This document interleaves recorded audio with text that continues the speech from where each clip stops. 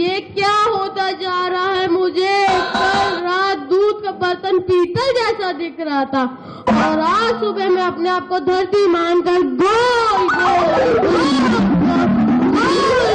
घूम रहा था। तब माँ ने 4 बेलन जमाए, तब समझ में आया। बेटा मैं समझ गया, तुम्हें साइंस बाबा के साथ मिलाना पड़ेगा। आओ चलो बैठो। ओम साइंस बाबा नमः, ओम ग्रेविटी नमः नमः। बेटा मुझे ही देख रहे हो, मंत्रों का उच्चारण करो। ओम साइंस बाबा नमः, ओम ग्रेविटी नमः नमः, ओम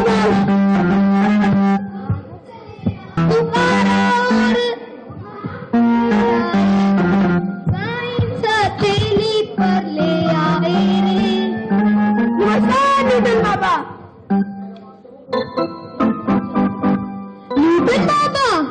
हाँ न्यूटन बाबा। बोलो बोलो क्या चाहते हो? बाबा मैं बड़ी मुश्किल से सारे फॉर्मूले रटता हूँ, फिर भी क्यों भूल जाता हूँ? रटते हो? अरे रटते हो इतनी नहीं तो भूल जाते हो।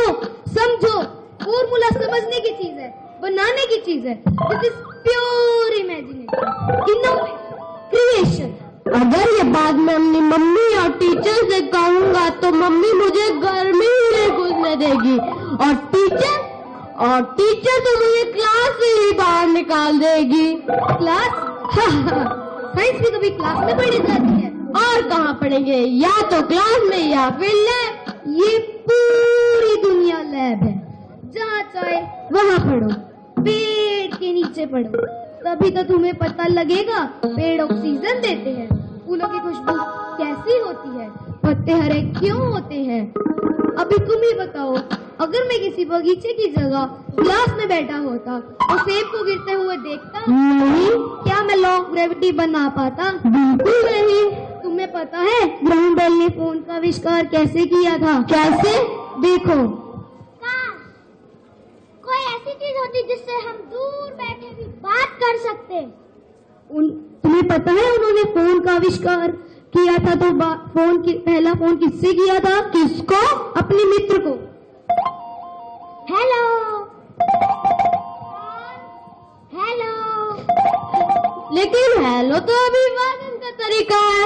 नहीं, हेलो मेरी दोस्त का नाम है, और आज देखो सारी दुनिया हेलो हेलो की जा रही है।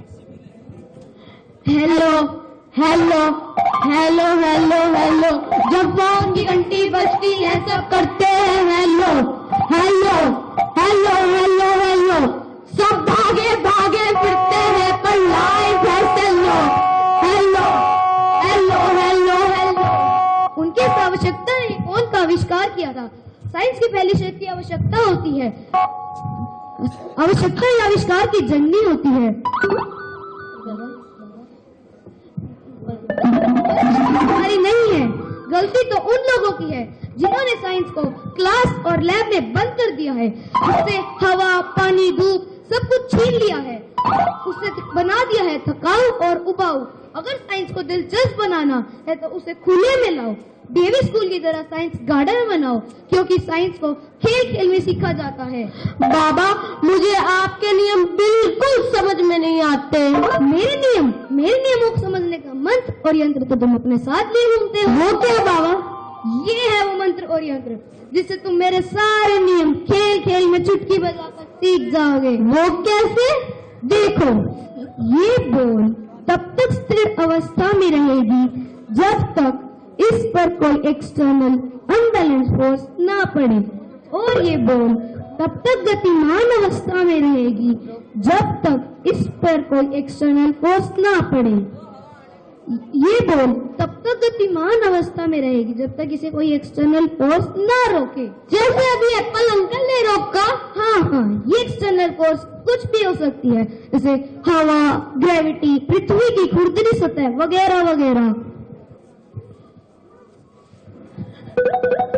अच्छा समझ गया, ऑर्बिट में सारी चीजें गोल गोल घूमती रहती है क्योंकि वहाँ एक्सटर्नल फोर्स नहीं होती। हाँ, समझ गया बाबा, समझ गया। मैं आपका पहला नियम समझ गया। लो इनर्शिया। अब इस बॉल को हल्के वेग से मेरी तरफ फेंको। अब इसी वेग से एप्पलमैन को भी मेरी तरफ फेंको। बस यही तो है सेकंड लॉ ऑफ मोशन।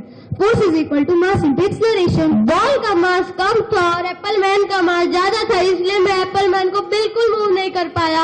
हाँ, समझ गया बाबा, समझ गया। मैं आपका दूसरा नियम भी समझ गया। तूने मुझे मारा क्यों? पहले तूने मारा। पहले तूने। बस झगड़ो मत। यही तो है third law of motion, law of action reaction.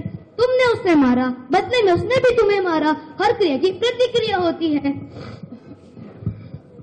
अब इस बॉल को तेजी से धरती पर फेंको। हैं?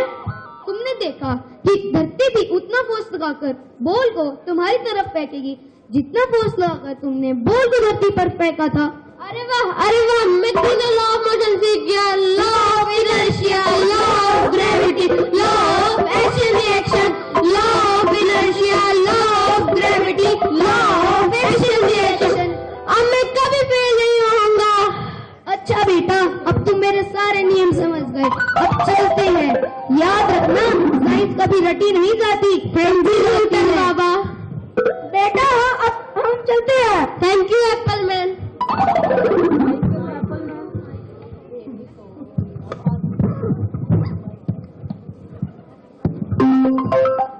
मानव, this is your last chance. तुम्हारी माँ के कहने पर मैंने तुम्हें क्लास में एंट्री दी।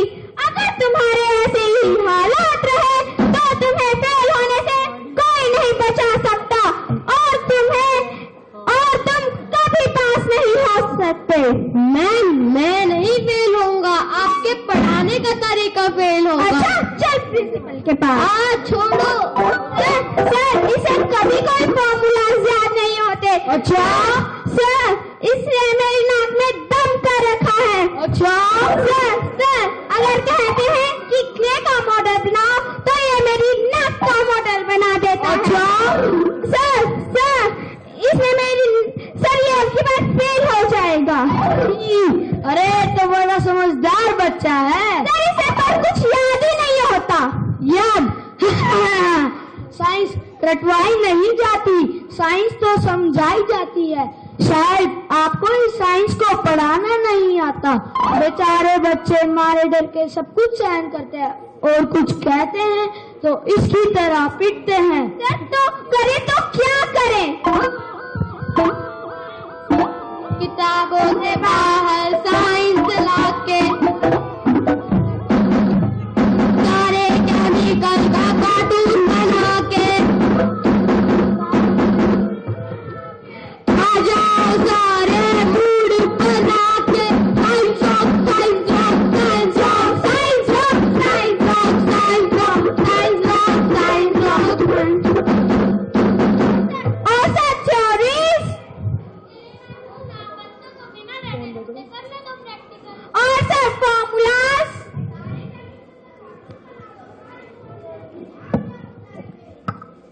यानी कि ये बात तो तय है कि अगर हमें बच्चों को साइंस रटवानी नहीं समझानी है तो हमें इनोवेटिव और क्रिएटिव तरीके ढूंढने होंगे। बच्चों से बच्चों की जुबान में बात करनी होगी, उनको साइंस को खेलना होगा, तभी होगी science lock, science lock, science lock. So let's sing with us. Science lock, science lock, science lock, science lock.